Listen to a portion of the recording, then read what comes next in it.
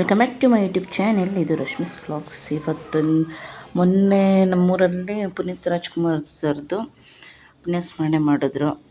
Last ಟೈಮಲ್ಲಿ ನಾನಿದ್ದೆ, ಈ ಸತಿ ಇರೋದಕ್ಕಾಗಲಿಲ್ಲ. ಯಾಕಂದರೆ ಈ ಕಡೆ ಬಂದುಬಿಟ್ಟಿದ್ದೆ, ನಾನು ಬೆಂಗಳೂರಿಗೆ ಬಂದುಬಿಟ್ಟಿದ್ದೆ. ಅದಕ್ಕೆ ಮತ್ತು ನಮ್ಮ ಅಕ್ಕ ಒಬ್ಬರು ಇದ್ದರು, ಶಿಲಕ್ಕ ಅಂತೇಳ್ಬಿಟ್ಟು, ಅವ್ರ ಹತ್ರ ಇದ್ರದ್ದು ಮೊನ್ನೆ ಫಂಕ್ಷನ್ ಮಾಡಿರೋದೆಲ್ಲ ಗ್ಲಿಮ್ಸ್ ಎಲ್ಲ ತೊಗೊಂಡೆ. ನಾನು ಗ್ಲಿಮ್ಸ್ ತೊಗೊಂಡು ಇವತ್ತು ನಾನು ವಿಡಿಯೋದೆಲ್ಲ ಇದು ಯೂಟ್ಯೂಬಿಗೆ ಬಿಡೋಣ ಅಂತೇಳ್ಬಿಟ್ಟು ಇವತ್ತು ನಾನು ಮಾಡಿದ್ದೀನಿ. ನಮ್ಮೂರಲ್ಲಿ ಮಾತ್ರ ರಿಪ್ಪನ್ಪೇಟೆಯಲ್ಲಿ ಪುನೀತ್ ಸರ್ದು, ನಮ್ಮ ಅಪ್ಪು ಸರ್ದು ಏನು ಪುಣ್ಯಸ್ಮರಣೆ ಇದೆ ಈ ವರ್ಷವೂ ನಡೆಸ್ತಾ ಇದ್ದಾರೆ. ತುಂಬ ಚೆನ್ನಾಗಿ ನಡೆಸ್ಕೊಡ್ತಾ ಬರ್ತಾ ಇದ್ದಾರೆ. ನನಗಂತೂ ತುಂಬ ಖುಷಿ. ನನ್ನ ಫೇವ್ರೆಟ್ ಈ ಒಂದು ಪುಣ್ಯಸ್ಮರಣೆ ಕಾರ್ಯಕ್ರಮವನ್ನು ಯಶಸ್ವಿಗೊಳಿಸಿಕೊಂಡಿದ್ದೀರಿ. ತಮಗೂ ಕೂಡ ಗೋಪಿ ಅವ್ರು ಹೇಳಿದಾಗ ನಮಗೆ ಹೋದ ವರ್ಷ ಮಿಸ್ ಆಗಿ ಈ ಸಲ ಬರೀ ಪುನೀತ್ ರಾಜ್ಕುಮಾರ್ ಅಂತಾನೆ ಬರೀಬೇಕು ಅಂತ ತುಂಬಾ ಬಿಡಿಸಿ ಹೇಳಿದ್ರಿಂದ ನಮಗೆ ಪುನೀತ್ ರಾಜ್ಕುಮಾರ್ ಅಂತಾನೆ ಅವರು ಅಮರವಾಗೇ ಇರ್ತಾರೆ ಯಾವಾಗಲೂ ಅಂತ ತುಂಬಾ ಹೇಳಿದ್ದಾರೆ. ಆ ವಿಷಯದ ಬಗ್ಗೆ ತುಂಬಾ ಸಂತೋಷ ಆಗುತ್ತೆ. ನನ್ನ ಅಧ್ಯಕ್ಷತೆಯನ್ನಾಗಿ ಮಾಡಿ ಖುಷಿಯಾಗಿ ಎಲ್ಲರಿಗೂ ಇದೇ ತರ ನನಗೆ ಮುಂದೆ ಬೆಂಬಲವಾಗಿದೆ. ಹಾಗೆ ಪುನೀತ್ ರಾಜ್ಕುಮಾರ್ ಯಾವ ತರ ಎಲ್ಲರಿಗೂ ಸಹಾಯವಾಗಿದ್ದಾರೆ, ಅದೇ ಸಾಸಿವೆಯಷ್ಟು ಕಾಳಷ್ಟು ಪ್ರತಿಯೊಬ್ಬ ಜನರ ಮನೆಯಲ್ಲೂ ಒಬ್ಬೊಬ್ಬರು ಮನೆಯಲ್ಲೂ ಕೂಡ ಇದೇ ತರ ಸಹಾಯವಾಗಿ ಸಮಾಜ ಸೇವೆಯಲ್ಲಿ ತೊಡಗಿಸಿಕೊಳ್ಳಲಿಕ್ಕೆ ಇಷ್ಟಪಡ್ತೇವೆ. ಎಲ್ಲರೂ ಕೂಡ ಸಮಾಜ ಸೇವೆ ಮಾಡಬೇಕಂದ್ರೆ ಸಾಸಿವೆಷ್ಟಾದ್ರೂ ಇರಬೇಕು ಮನುಷ್ಯ. ಇಷ್ಟ ಹೇಳಿ ಎಲ್ಲರಿಗೂ ಅಭಿನಂದನೆ ಸಂತೋಷ. ನನಗೂ ನನ್ನ ಮಕ್ಕಳಿಗೂ ಇವರು ಫೇವ್ರೆಟ್ ಸರ್. ಇವರು ನನಗೆ ಅಭಿಮಾನಿ ಬಳಗದ ಅಧ್ಯಕ್ಷರಾದ ಶೀಲಾ ಅವರ, ಕಸ್ತೂರಿ ಕನ್ನಡ ಸಂಘದ ಅಧ್ಯಕ್ಷರಾದ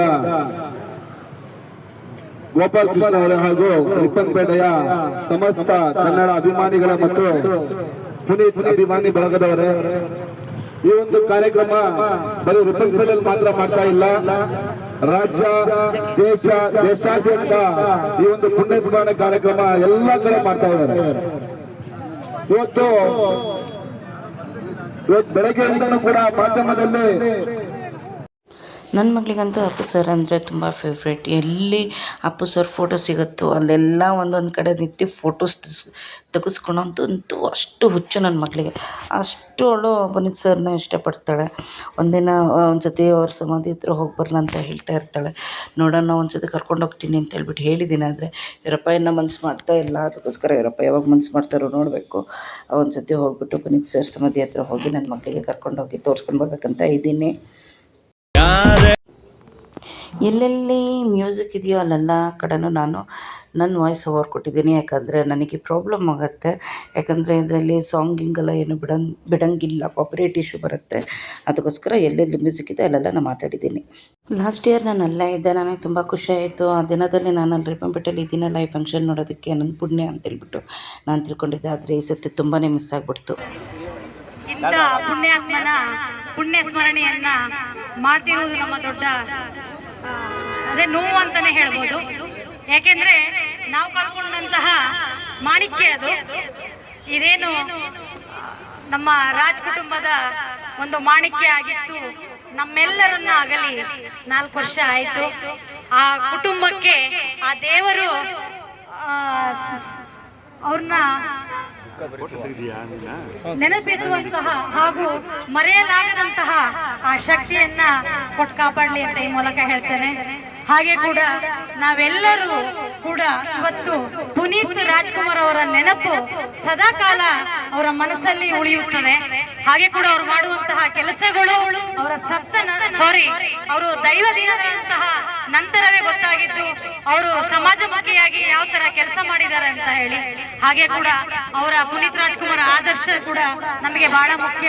ಅವರು ಏನು ಸಮಾಜಮುಖಿಯಾಗಿ ಕೆಲಸ ಮಾಡಿದ್ದಾರೆ ಕೂಡ ಅವರ ಅಷ್ಟು ಕೂಡ ನಾವೆಲ್ಲರೂ ಸಹಿತ ಸೇರಿ ಎಲ್ಲ ಸಮಾಜ ಕೆಲಸವನ್ನ ಮಾಡೋಣ ಅಂತ ಹೇಳ್ತಾ ಅವರಿಗೆ ದೇವರು ಆತ್ಮಕ್ಕೆ ಶಾಂತಿ ಕೊಡ್ಲಿ ಅಂತ ಈ ಮೂಲಕವನ್ನ ತಿಳಿಸುತ್ತೇನೆ.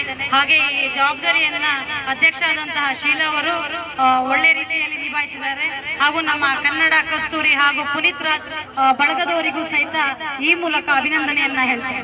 ಶ್ಯಾಮಲಾ ಎಲ್ಲರೂ ಕೂಡ ದಿವಂಗತ ಹಾಕಬಾರ್ದಂತ ಗೋಪಿ ಅವ್ರು ಹೇಳಿದಾಗ ನಮಗೆ ಹೋದ ವರ್ಷ ಮಿಸ್ ಆಗಿ ಈ ಸಲ ಬರೀ ಪುನೀತ್ ರಾಜ್ಕುಮಾರ್ ಅಂತಾನೆ ಬರೀಬೇಕು ಅಂತ ತುಂಬಾ ಬಿಡಿಸಿ ಹೇಳಿದ್ರಿಂದ ನಮಗೆ ಪುನೀತ್ ರಾಜ್ಕುಮಾರ್ ಅಂತಾನೆ ಅವರು ಅಮರವಾಗೇ ಇರ್ತಾರೆ ಯಾವಾಗಲೂ ಅಂತ ತುಂಬಾ ಹೇಳಿದ್ದಾರೆ. ಆ ವಿಷಯದ ಬಗ್ಗೆ ತುಂಬಾ ಸಂತೋಷ ಆಗುತ್ತೆ. ನನ್ನ ಅಧ್ಯಕ್ಷತೆಯನ್ನಾಗಿ ಮಾಡಿ ಖುಷಿಯಾಗಿ ಎಲ್ಲರಿಗೂ ಇದೇ ತರ ನನಗೆ ಮುಂದೆ ಬೆಂಬಲವಾಗಿರಲಿ. ಹಾಗೆ ಪುನೀತ್ ರಾಜ್ಕುಮಾರ್ ಯಾವ ತರ ಎಲ್ಲರಿಗೂ ಸಹಾಯವಾಗಿದ್ದಾರೋ ಅದೇ ಸಾಸಿವೆಯಷ್ಟು ಕಾಡಷ್ಟು ಪ್ರತಿಯೊಬ್ಬ ಜನರ ಮನೆಯಲ್ಲೂ ಒಬ್ಬೊಬ್ಬರ ಮನೆಯಲ್ಲೂ ಕೂಡ ಇದೇ ತರ ಸಹಾಯವಾಗಿ ಸಮಾಜ ಸೇವೆಯಲ್ಲಿ ತೊಡಗಿಸಿಕೊಳ್ಳಿಕ್ಕೆ ಇಷ್ಟಪಡ್ತೀವಿ. ಎಲ್ಲರೂ ಕೂಡ ಸಮಾಜ ಸೇವೆ ಮಾಡ್ಬೇಕಂದ್ರೆ ಸಾಸಿವೆಯಷ್ಟು ಇರಬೇಕು ಮನುಷ್ಯ. ಇಷ್ಟ ಹೇಳಿ ಎಲ್ಲರಿಗೂ ಅಭಿನಂದನೆ ಸಂತೋಷ. ಕರ್ನಾಟಕ ಪುನೀತ್ ರಾಜ್ಕುಮಾರ್ ಅವರ 4ನೇ ವರ್ಷದ ಪುಣ್ಯಸ್ಮರಣೆ ಕಾರ್ಯಕ್ರಮ ಈ ಒಂದು ವೇದಿಕೆಯ ಪುನೀತ್ ರಾಜ್ ಅಭಿಮಾನಿ ಬಳಗದ ಅಧ್ಯಕ್ಷರಾದ ಶೀಲಾ ಅವರೇ, ಕಸ್ತೂರಿ ಕನ್ನಡ ಸಂಘದ ಅಧ್ಯಕ್ಷರಾದ ಗೋಪಾಲ್ ಕೃಷ್ಣ ಅವರೇ ಹಾಗೂ ರಿಪ್ಪನ್ಪೇಟೆಯ ಸಮಸ್ತ ಕನ್ನಡ ಅಭಿಮಾನಿಗಳ ಮತ್ತು ಪುನೀತ್ ಅಭಿಮಾನಿ ಬಳಗದವರೇ, ಈ ಒಂದು ಕಾರ್ಯಕ್ರಮ ಬರೀ ರಿಪ್ಪನ್ಪೇಟೆಯಲ್ಲಿ ಮಾತ್ರ ಮಾಡ್ತಾ ಇಲ್ಲ, ರಾಜ್ಯ ದೇಶಾದ್ಯಂತ ಈ ಒಂದು ಪುಣ್ಯ ಸ್ಮರಣೆ ಕಾರ್ಯಕ್ರಮ ಎಲ್ಲ ಕಡೆ ಮಾಡ್ತಾ ಇದ್ದಾರೆ. ಇವತ್ತು ಬೆಳಗ್ಗೆಯಿಂದನೂ ಕೂಡ ಮಾಧ್ಯಮದಲ್ಲಿ ಅವರ ಜೀವನದಲ್ಲಿ ಅಲ್ಪ ಕಾಲದಲ್ಲೂ ಕೂಡ ಸದಾ ಪುನೀತ್ ರಾಜ್ಕುಮಾರ್ ಅಂತ ಹೆಸರು ಹೇಳಿದ ಕೂಡಲೇ ಭಾವುಕರಾಗಂತ ಸಂದರ್ಭ. ನಮಗೆಲ್ಲರಿಗೂ ಏನು ಪ್ರತಿಯೊಬ್ಬರ ಆಸೆ ಪುನೀತ್ ರಾಜ್ಕುಮಾರ್ ಅಂತ ಮತ್ತೊಟ್ಟು ಬರಬೇಕು ಅಂತ. ಈ ಸಮಯದಲ್ಲಿ ಮೊನ್ನೆ ಇವತ್ತು ಬೆಳಗ್ಗೆ ಮುಂಚೆ ಒಂದು ವಿಡಿಯೋ ನೋಡ್ತಾ ನನಗೆ ಅನಿಸ್ತು, ಪುನೀತ್ ರಾಜ್ಕುಮಾರ್ ಅವರು ಒಂದ್ ಕಡೆ ಹೇಳ್ತಾರೆ, ಈಗ ಫ್ರೆಂಡ್ಸ್ ಎಲ್ಲ ಕೂತಾಗ ಮಾತಾಡ್ತಾರೆ, ನಾನು ಸದಾ ಯಾವಾಗಲೂ ನಾನು ಖುಷಿಯಲ್ಲಿರ್ತೀನಿ.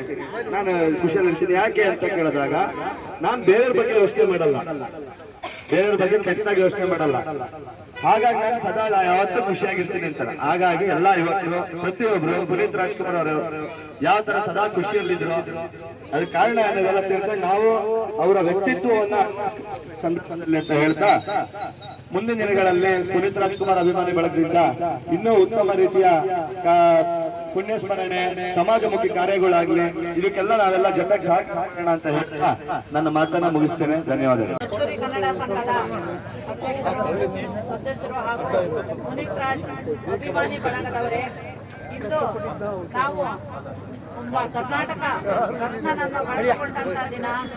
4ನೇ ವರ್ಷದ ಪುಣ್ಯಸ್ಮರಣೆ ಅಂತ ಹೇಳೋದಕ್ಕಿಂತನೂ ನಮಗೆ ಬಹಳ ಬೇಜಾರಾಗುತ್ತೆ. ಯಾಕೆಂದ್ರೆ ಒಬ್ಬ ಮಹಾನ್ ವ್ಯಕ್ತಿನ ಈ ದಿನ ನಾವು ಕಳೆದುಕೊಂಡಿದ್ದೀವಿ. ಅದು ಭರಿಸಲಾಗದ ದುಃಖ. ಯಾಕೆಂದ್ರೆ ಪುನೀತ್ ಅಂತವರು ಇನ್ನೂ 100 ವರ್ಷ ಬದುಕಬೇಕಾಗಿತ್ತು, ಬಾಳ್ಬೇಕಾಗಿತ್ತು. ಅವರು ಇವತ್ತು ನಮ್ಮ ಜೊತೆಗಿಲ್ಲ ಅನ್ನೋದು ಬಹಳ ದುಃಖದ ಸಂಗತಿ ಆಗಿದೆ. ಅವರು ಎಲ್ಲೇ ಇರಲಿ ಅವರ ಆತ್ಮಕ್ಕೆ ಆ ಭಗವಂತ ಒಳ್ಳೆ ಶಾಂತಿಯನ್ನು ಕೊಡ್ಲಿ ಅಂತ ಈ ಸಂದರ್ಭದಲ್ಲಿ ಕೇಳ್ತಾ, ಮತ್ತೊಮ್ಮೆ ಅವರು ಹುಟ್ಟಿ ಬರಲಿ ಅಂತ ನಮ್ಮೆಲ್ಲರ ಆಸೆ ಇದೆ. ಪುನೀತ್ ಅಂತವರು ಈ ಒಂದು ದೇಶಕ್ಕೆ ಬೇಕು. ಅವರು ಮಾಡಿರುವಂತ ಒಂದು ತ್ಯಾಗ, ಅವರು ಮಾಡಿರುವಂತ ಒಂದು ದಾನ, ಅವನ್ನೆಲ್ಲ ನೆನೆಸ್ಕೊಂಡ್ರೆ ಪುನೀತ್ ಅಂತವರು ಮತ್ತೊಮ್ಮೆ ಹುಟ್ಟಲಿಕ್ಕೆ ಸಾಧ್ಯ ಇಲ್ಲ. ಓರ್ಬೇಕು ಅಂದ್ರೆ ಪುನೀತ್ನೇ ಹುಟ್ಟು ಬರ್ಬೇಕು ಅಂತ ಈ ಸಂದರ್ಭದಲ್ಲಿ ನಾವೆಲ್ಲರೂ ಆಸೆ ಪಡ್ತೀವಿ. ರಿಪ್ಪನ್ಪೇಟೆ ಒಂದು ಕಸ್ತೂರಿ ಕನ್ನಡ ಸಂಘ ಹಾಗೂ ಪುನೀತ್ ರಾಜ್ ಅಭಿಮಾನಿ ಬಳಗ ಪ್ರತಿ ವರ್ಷನೂ ಅವರ ಒಂದು ಪುಣ್ಯ ಸ್ಮರಣೆಯನ್ನು ಮಾಡ್ತಾ ಬಂದಿದೆ. ಇದೇ ರೀತಿ ಅವರ ನೆನಪು ಸ್ಥಿರವಾಗಿ ಇರಲಿ ಅಂತ ಈ ಸಂದರ್ಭದಲ್ಲಿ ಆಶಿಸ್ತಾ ನಾನು ಮಾತನ್ನ ಮುಗಿಸ್ತೀನಿ. ಯಾರು ಇರಲಿಲ್ಲ, ಆದ್ರೆ ಆತ ನಟನಾಗಿ ಯಾವುದೇ ರೀತಿಯಲ್ಲೂ ಅಹಂ ಆಗಿರ್ಲಿ, ಯಾವುದೇ ಆಗಿರ್ತಕ್ಕಂಥ ದುರಹಂಕಾರದ ಮನೋಭಾವ ಆಗಿರ್ಲಿ ಆತನಲ್ಲಿ ಇರಲಿಲ್ಲ. ಆತ ಬಹಳ ಸರಳವಾಗಿ ಎಲ್ಲರಿಗೂ ಕೂಡ ತಿಳಿಯದ ರೀತಿಯಲ್ಲಿ ಯಾವ್ದು ಹೇಳ್ತಾರೆ, ದಾನ ಕೊಡುವಂಥದ್ದು ಬಲಗೈಯಲ್ಲಿ ಕೊಡುವಂತ ದಾನದ ಎಡಗೈಗೆ ಗೊತ್ತಾಗಬಾರ್ದು ಅಂತ. ಈ ಒಂದು ಪುಷ್ಪಾರ್ಚನೆ ಕಾರ್ಯಕ್ರಮದಲ್ಲಿ ಹಾಗೆಯೇ ಕಸ್ತೂರಿ ಕನ್ನಡ ಸಂಘ, ಪುನೀತ್ ರಾಜ್ ಅಭಿಮಾನಿ ಬಳಗ, ರಿಪ್ಪನ್ಪೇಟೆ ವಿವಿಧ ಸಂಘ ಸಂಸ್ಥೆಗಳ ಪದಾಧಿಕಾರಿಗಳು ಹಾಗೂ ಸಾರ್ವಜನಿಕ ಬಂಧುಗಳು, ಕನ್ನಡ ಪುಷ್ಪಾರ್ಚನೆ ಕಾರ್ಯಕ್ರಮದಲ್ಲಿ ಪಾಲ್ಗೊಂಡು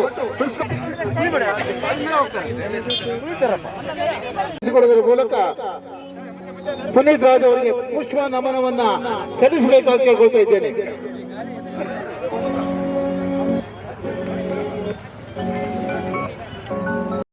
ಓಕೆ ಫ್ರೆಂಡ್ಸ್, ಈ ವಿಡಿಯೋ ಇಷ್ಟ ಆದಲ್ಲಿ ಲೈಕ್, ಶೇರ್ ಆ್ಯಂಡ್ ಕಮೆಂಟ್ ಮಾಡಿ. ಹಾಗೆ ನನ್ನ ಚಾನಲ್ನ ಯಾರು ಸಬ್ಸ್ಕ್ರೈಬ್ ಮಾಡ್ಕೊಂಡಿಲ್ವೋ ಸಬ್ಸ್ಕ್ರೈಬ್ ಮಾಡ್ಕೊಂಡು ವಿಡಿಯೋ ವಾಚ್ ಮಾಡಿ ಅಂತ ಹೇಳ್ಬಿಟ್ಟು ನಾನು ಕೇಳ್ಕೊತಾ ಇದ್ದೀನಿ. ಇನ್ನು ನೆಕ್ಸ್ಟ್ ವಿಡಿಯೋದಲ್ಲಿ ಮತ್ತೆ ನಾನು ಸಿಗ್ತೀನಿ. ಅಲ್ಲಿವರೆಗೂ ನಮಸ್ಕಾರ. ಗ್ಲಿಮ್ಸ್ ಇದೆ, ಇನ್ನು ಫುಲ್ಲು ನೋಡಿ ಗ್ಲಿಮ್ಸ್ನ ಹೇಗಿದೆ ಅಂತ ಹೇಳ್ಬಿಟ್ಟು ಕಮೆಂಟ್ ಮಾಡಿ.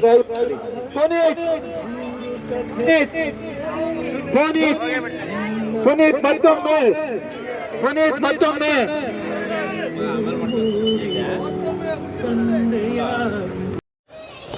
ಈ ವಿಡಿಯೋ ಪೋರ್ಟ್ರೇಟಲ್ಲಿ ಬರ್ತಾ ಇದೆ, ಬೇಜಾರಾಗಬೇಡಿ. ಯಾಕಂದರೆ ಅವ್ರು ತೆಗ್ದಿರೋದು ಆ ಥರ ಇದೆ. ಲ್ಯಾಂಡ್ಸ್ಕೇಪಲ್ಲಿ ವಿಡಿಯೋ ಲ್ಯಾಂಡ್ಸ್ಕೇಪಲ್ಲಿ ಅದಕ್ಕೋಸ್ಕರ ಈ ಥರ ಬರ್ತಾ ಇದೆ, ಬೇಜಾರಾಗಬೇಡಿ.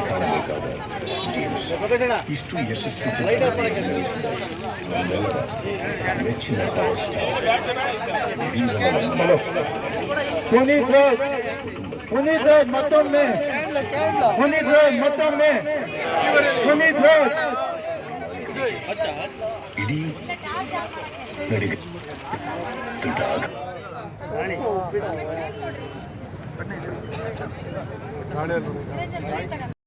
ಅಭಿಮಾನಿ ಬಳಗದ ಅಧ್ಯಕ್ಷರಾದ ಶೀಲಾ ಅವರ, ಕಸ್ತೂರಿ ಕನ್ನಡ ಸಂಘದ ಅಧ್ಯಕ್ಷರಾದ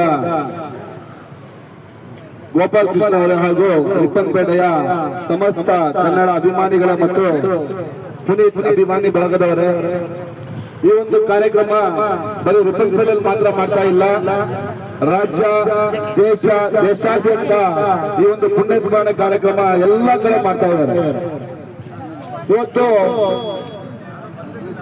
ಬೆಳಗ್ಗೆಯಿಂದನೂ ಕೂಡ ಮಾಧ್ಯಮದಲ್ಲಿ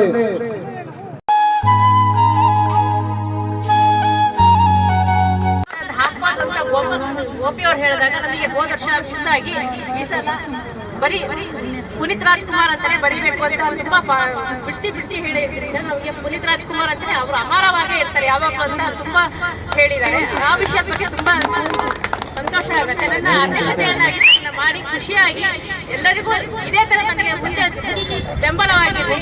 ಹಾಗೆ ಪುನೀತ್ ರಾಜ್ಕುಮಾರ್ ಯಾವ ತರ ಎಲ್ಲರಿಗೂ ಸಹಾಯವಾಗಿದ್ದಾರೆ ಅದೇ ಸಾಸಿವೆಯಷ್ಟು ಕಾಳಷ್ಟು ಪ್ರತಿಯೊಬ್ಬ ಜನರ ಮನೆಯಲ್ಲೂ ಒಬ್ಬೊಬ್ಬರ ಮನೆಯಲ್ಲೂ ಕೂಡ ಇದೇ ತರ ಸಹಾಯವಾಗಿ ಸಮಾಜ ಸೇವೆಯಲ್ಲಿ ತೊಡಗಿಸಿಕೊಳ್ಳಲಿಕ್ಕೆ ಇಷ್ಟಪಡ್ತೇವೆ. ಎಲ್ಲರೂ ಕೂಡ ಸಮಾಜ ಸೇವೆ ಮಾಡಬೇಕಂದ್ರೆ ಸಾಸಿವೆಷ್ಟಾದ್ರೂ ಇರಬೇಕು ಮನುಷ್ಯ.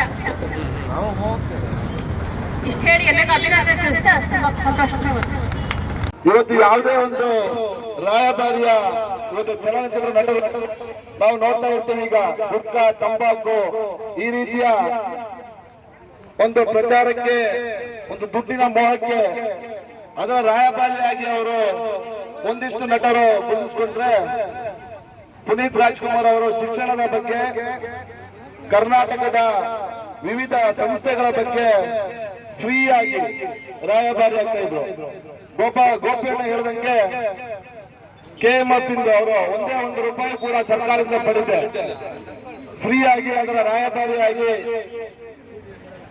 ಒಂದು ಸರ್ಕಾರ ಮಾಡುವಂತಹ ಸಮಾಜಮುಖಿ ಕಾರ್ಯಗಳು ಅವ್ರು ಮಾಡ್ತಾ ಇದ್ರು. ಯಾವುದೇ ಒಂದು ಪ್ರಚಾರಗಳಿರಲಿಲ್ಲ.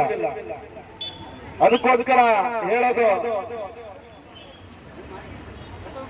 ಟೀಕೆಗಳು ಮಾಡಕ್ಕೆ ಪುನೀತ್ ರಾಜ್ಕುಮಾರ್ ಬಗ್ಗೆ ಯಾರಿಗೂ ಯಾವುದೇ ಒಂದು ಕಾರಣಗಳಿರಲ್ಲ.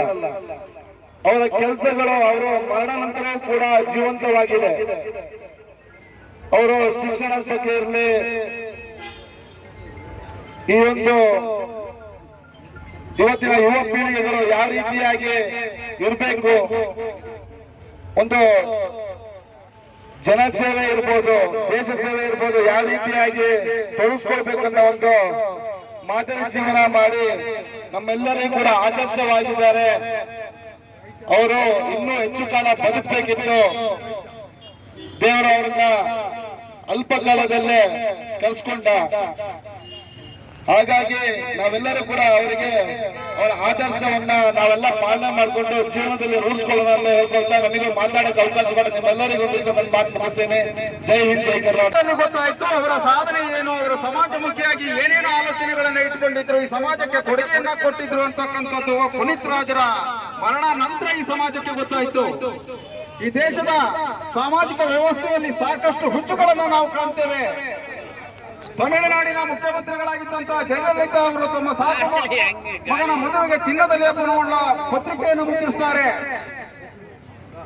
ರಿಲಯನ್ಸ್ ಸಂಸ್ಥೆಯ ಮುಖ್ಯಸ್ಥರಾಗಿರ್ತಕ್ಕಂಥ ಮುಖೇಶ್ ಅಂಬಾನಿ ಅವರು ತಮ್ಮ ಕುಟುಂಬದಲ್ಲಿರ್ತಕ್ಕಂಥ ಕೇವಲ 8 ಜನರ ಜೀವನ ನಿರ್ವಹಣೆಗೆ 27 ಅಂತಸ್ತಿನ ಮಾಲನ್ನ ಕಟ್ತಾರೆ. ಜರ್ಮನಿಯ ಮಹಿಳೆಯೊಬ್ಬರು ತಾವು ಖರೀದಿಸಿರ್ತಕ್ಕಂಥ ನಾಯಿಯೊಂದನ್ನ 48 ಮರ್ಸಿಡೀಸ್ ಕಾರ್ಗಳ ಮಧ್ಯದಲ್ಲಿ ಮೆರವಣಿಗೆ ಮಾಡಿಕೊಂಡು ಹೋಗ್ತಾರೆ. ಈ ಎಲ್ಲ ಹುಚ್ಚುಗಳ ಮಧ್ಯೆ ಪುನೀತ್ ರಾಜ್ ಕೂಡ ಒಂದು ಹುಚ್ಚಿತ್ತು, ಸಮಾಜಮುಖಿಯಾದಂತಹ ಹುಚ್ಚು. ಸಿನಿಮಾದಲ್ಲಿ ನಟನೆ ಮಾಡ್ತಕ್ಕಂಥ ಸಂದರ್ಭದಲ್ಲಿ ನಟನೆಯನ್ನು ನೋಡಿ ಚಪ್ಪಾಳೆ ತಟ್ತಾ ಇದ್ದಂತ ನಾವು ಅವರ ಮರಣ ನಂತರ ಈ ಸಮಾಜಕ್ಕೆ ಗೊತ್ತಾಯ್ತು. ಅವರು ಅಬಲಾಶ್ರಮಗಳನ್ನ ಕಟ್ಟಿದ್ರು, ಅನಾಥಾಶ್ರಮಗಳನ್ನ ಕಟ್ಟಿದ್ರು, ಮಹಿಳೆಯರಿಗೆ ಉಚಿತ ಶಿಕ್ಷಣವನ್ನ ಕೊಡ್ತಕ್ಕಂಥ ವ್ಯವಸ್ಥೆಯನ್ನು ಇಟ್ಕೊಂಡಿದ್ರು. ಒಟ್ಟಾರೆಯಾಗಿ ಒಂದು ರಾಜ್ಯ ಸರ್ಕಾರ ಮಾಡಬೇಕು ಅಂತ ಎಲ್ಲಾ ಕಾರ್ಯಕ್ರಮಗಳನ್ನ ಎಲೆಮರೆಯ ಕಾಯಿಯಂತೆ ಪ್ರಚಾರ ಇರಲಿಲ್ಲ.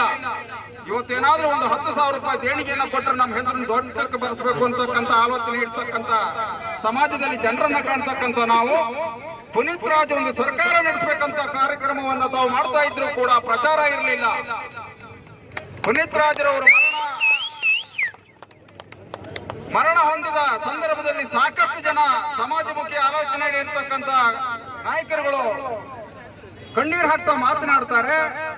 ಬೆಳಗಾವಿಯ ಬಳಿ ಇರ್ತಕ್ಕಂಥ ಒಬ್ರು ತಿಂಡಿ ವಾಹನದಲ್ಲಿ ತಿಂಡಿ ವ್ಯಾಪಾರ ಮಾಡ್ತಕ್ಕಂಥ ಆ ವ್ಯಾಪಾರಸ್ಥ ಹೇಳ್ತಾನೆ, ಪುನೀತ್ ರಾಜ್ರು ಈ ಭಾಗದಲ್ಲಿ ಹೋಗ್ತಕ್ಕಂಥ ಸಂದರ್ಭದಲ್ಲಿ ನನ್ನ ಗಾಡಿಯಿಂದ ಸುಮಾರು ಅರ್ಧ ಕಿಲೋಮೀಟರ್ ದೂರದಲ್ಲಿ ವಾಹನವನ್ನು ನಿಲ್ಲಿಸಿ ಮಕ್ಕಳನ್ನ ಕರ್ಕೊಂಡು ಬರ್ತಾ ಇದ್ರು, ತಿಂಡಿ ತಿನಿಸನ್ನ ತಿಂತಾ ಇದ್ರು. ಅವರು ಬಿಲ್ಲನ್ನು ಕೊಡ್ತಾ ಇರ್ಲಿಲ್ಲ, ನನ್ನ ಕೈ ತುಂಬ ಹಣವನ್ನು ಇಟ್ಟು ಹೋಗ್ತಾ ಇದ್ರು. ಕಾರಣ ಏನ್ ಕೇಳಿದ್ರೆ ನನಗೆ 4 ಜನ ಮಕ್ಕಳು ವಿದ್ಯಾಭ್ಯಾಸ ಕಷ್ಟದಿಂದ ನಡೆಸ್ತಾ ಇದೆ. ಪ್ರತಿ ಸಾರಿ ಬಂದ ಒಬ್ರು ಕೂಡ ಅವರು ತಿಂತಾ ಇರ್ತಕ್ಕಂಥದ್ದು ಅಲ್ಪ, ಆದ್ರೆ ನಾನು ಕೊಡ್ತಾ ಇರ್ತಕ್ಕಂಥದ್ದು ಬಹಳಷ್ಟು ಅಂತಕ್ಕಂಥ ಮಾತನ್ನ ಮನುಷ್ಯ ಹೇಳ್ತಾರೆ. ಬಹುಶಃ ಇದು ನೂರಾರಲ್ಲ, ಸಾವಿರಾರಲ್ಲ, ಲಕ್ಷಾಂತರ ಜನ ಕರ್ನಾಟಕದ ಪ್ರತಿಯೊಬ್ಬ ನಾಗರಿಕ ಕೂಡ ಪುನೀತ್ ರಾಜರ ಸಾವಿನಿಂದ ಇವತ್ತು ದುಃಖವನ್ನು ಅನುಭವಿಸ್ತಾ ಇದ್ದಾರೆ. ನಾವು ಸಮಾಜದಲ್ಲಿ ಸಾಕಷ್ಟು ದುಡಿಮೆ ಮಾಡ್ತೇವೆ, ಜೀವನವನ್ನು ಕಳಿತೇವೆ, ಆದ್ರೆ ಪುನೀತ್ ರಾಜರಂತರ ಜೀವನದ ಅನುಕರಣೆಯನ್ನ ನಾವು ಮಾಡಬೇಕು ಅಂತಕ್ಕಂಥ ಮಾತನ್ನ ಈ ಸಂದರ್ಭದಲ್ಲಿ ಹೇಳಿಕ್ಕೆ ಇಷ್ಟಪಡ್ತೇನೆ. ಸಿದ್ದರಾಮಯ್ಯನವರು ಹಿಂದೆ ಮುಖ್ಯಮಂತ್ರಿ ಆಗಿದ್ದಂತ ಸಂದರ್ಭದಲ್ಲಿ ಪುನೀತ್ ರಾಜರವರು ರಾಜ್ಯದ ಸಾಕಷ್ಟು ಸಂಸ್ಥೆಗಳಿಗೆ ಅವರು ರಾಯಭಾರಿಯಾಗಿ ಕೆಲಸವನ್ನ ಮಾಡಿದ್ರು. ಮೊನ್ನೆ ತಾನೇ ಪತ್ರಿಕೆಯಲ್ಲಿ ಓದಿ ಮೈಸೂರು ಸ್ಯಾಂಡಲ್ ಸೋಪಿನ ಒಂದು ರಾಯಭಾರಿ ಸ್ಥಾನಕ್ಕೆ 17 ಕೋಟಿ ಹಣವನ್ನು ಕೊಟ್ಟು ಒಂದು ರಾಯಭಾರಿ ಆಯ್ಕೆಯನ್ನು ಮಾಡ್ತಾರೆ. ಆದ್ರೆ ಪುನೀತ್ ರಾಜ್ ಸಿದ್ದರಾಮಯ್ಯನವರು ಹಿಂದೆ ಮುಖ್ಯಮಂತ್ರಿ ಆಗಿದ್ದಂತಹ ಸಂದರ್ಭದಲ್ಲಿ ರಾಯಭಾರಿಯಾಗಿ ಕೆಲಸ ಮಾಡಿದ್ದಕ್ಕೆ ಒಂದು ಬಿಡಿಗಾಸನ್ನು ಕೂಡ ತೆಗೆದುಕೊಳ್ತಿರ್ಲಿಲ್ಲ. ಇದು ಅವರು ಸರ್ಕಾರಕ್ಕೆ ಮತ್ತು ಜನತೆಗೆ ಕೊಟ್ಟಿರ್ತಕ್ಕಂಥ KMF ಏನು ಕರ್ನಾಟಕ ಹಾಲು ಉತ್ಪಾದಕರ ಸಂಘಕ್ಕಿತ್ತು, ಅದಕ್ಕೂ ಕೂಡ ಅವರು ರಾಯಭಾರಿ ಆಗಿದ್ರು. ಅವರು ದೇಣಿಗೆಯನ್ನ ತೆಗೆದುಕೊಳ್ತಾ ಇರ್ಲಿಲ್ಲ, ಹಣವನ್ನು ತೆಗೆದುಕೊಳ್ತಿರ್ಲಿಲ್ಲ. ಬಹುಶಃ ಪುನೀತ್ ರಾಜ್ರೇನಾದ್ರೂ ಅವರು ಸಾವನ್ನ ತಲುಪಿದ ನಂತರ ನಾವು ಪತ್ರಿಕೆಯ ಮಾಧ್ಯಮದಲ್ಲಿ ಕಂಡಿರ್ತಕ್ಕಂಥದ್ದು ಅವರ ಕುಟುಂಬದ ಒಟ್ಟಾರೆ ಆಸ್ತಿ 400 ಕೋಟಿ ಅಂತಕ್ಕಂಥದ್ದನ್ನು ಪತ್ರಿಕೆಯಲ್ಲಿ ಬರೆದಿದ್ದನ್ನ ಕೇಳ್ತೇವೆ. ಪುನೀತ್ ರಾಜ್ ಏನಾದ್ರೂ ಮನಸ್ಸು ಮಾಡಿದ್ರೆ ಮುಖೇಶ್ ಅಂಬಾನಿ ಅವರು ಏನು ಇವತ್ತು ಶ್ರೀಮಂತಿಕೆಯ ಪಟ್ಟಿಯಲ್ಲಿ ಷೇರು ಪಟ್ಟಿಯಲ್ಲಿ ಅವರ ಪತ್ರಿಕೆಯಲ್ಲಿ ಅವರಿಗೆ ನಂಬರ್ 1, 2 ಅಂತಕ್ಕಂಥ ಸೂಚ್ಯಂಕ ಬರಬೇಕು. ಈ ಸೂಚ್ಯಂಕವನ್ನ ಯಾವತ್ತೂ ಕೂಡ ಪುನೀತ್ ರಾಜ್ ಆಲೋಚನೆಯಲ್ಲಿ ಇಟ್ಕೊಂಡು ಜೀವನವನ್ನ ಮಾಡಲಿಲ್ಲ. ಬಹುಶಃ ಇನ್ನೂ ಅವರು ಒಂದು 20-30 ವರ್ಷ ಬದುಕಬೇಕಿತ್ತು, ಆದ್ರೆ ವಿಧಿಯಾಟ ಏನೂ ಮಾಡ್ಲಿಕ್ಕೆ ಬರೋದಿಲ್ಲ. ಪುನೀತ್ ರಾಜರ ಜೀವನದಲ್ಲಿ ಏನು ಪುನೀತ್ ರಾಜು ಮಧ್ಯ ವಯಸ್ಸಿನಲ್ಲಿ ಮರಣವನ್ನು ಹೊಂದಿದ್ರು. ಪುನೀತ್ ರಾಜರ ಮರಣವನ್ನ ಕಂಡಿರ್ತಕ್ಕಂಥ ಪ್ರತಿಯೊಬ್ಬ ವ್ಯಕ್ತಿ ಕೂಡ ಆಲೋಚನೆ ಮಾಡಬೇಕು. ನಾವು ಸಮಾಜಮುಖಿ ಆಲೋಚನೆಯಿಂದ ಬದುಕಿದಾಗ ಮಾತ್ರ ನಮ್ಮ ಹೆಸರು ಈ ಸಮಾಜದಲ್ಲಿ ಅಮರವಾಗಿರುತ್ತೆ ಅಂತಕ್ಕಂಥ ಆಲೋಚನೆಯನ್ನ ಇಟ್ಕೊಂಡು ಬದುಕನ್ನು ಸಾಗಿಸುವಂತ ಪ್ರಯತ್ನವನ್ನ ಮಾಡೋಣ ಅಂತಕ್ಕಂಥ ಮಾತನ್ನ ಹೇಳ್ತಾ ಮಾತನಾಡಲಿಕ್ಕೆ